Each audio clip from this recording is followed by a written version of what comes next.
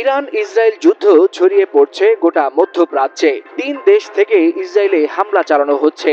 একই সাথে তিন দিক থেকে ইসরায়েলের দিকে ধেয়ে আসছে মিসাইল, ড্রোন আর গোলাবারুদের ঝড়। এই মুহূর্তে যুদ্ধ যেন ইসরায়েলকে ঘিরে এক সর্বাত্মক আগুনে পরিণত হচ্ছে।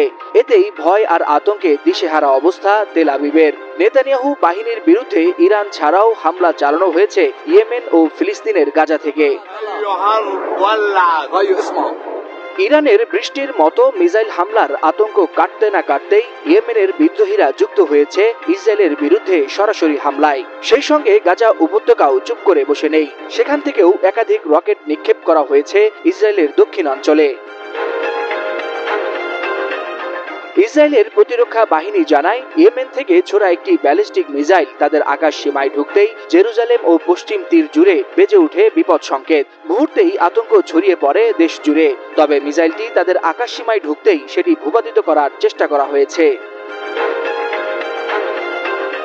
অন্যদিকে গাজা উপত্যকা থেকেও একযোগে বেশ কয়েকটি রকেট ছোড়া হয় ইসরায়েলের আশকেলন, সেদ্রত ও বেহেরশেবা অঞ্চলে।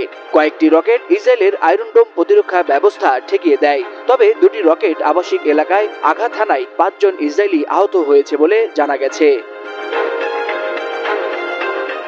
তবে উত্তেজনার কেন্দ্রে এখনো রয়েছে ইরান। শুক্রবার ভোর রাতে দেশটিতে অপারেশন রাইজিং লায়ন নামে আকস্মিক সামরিক অভিযান চালায় ইসরায়েল। এই হামলার লক্ষ্যবস্তু ছিল তেহরানের সামরিক ঘাঁটি, পরমাণু স্থাপনা ও ক্ষেপণাস্ত্র কারখানা। সামরিক বিশ্লেষকরা বলছেন, ইসরায়েলের তিন দিক থেকে একযোগে হামলা মধ্যপ্রাচ্যের সংঘাতকে এক ভয়ঙ্কর রূপ দিতে চলেছে। বিশেষত ইয়েমেন ও গাজার সক্রিয় অংশগ্রহণে যুদ্ধের জাল ছড়িয়ে পড়তে পারে আরব বিশ্বের অধিকাংশ অঞ্চলে।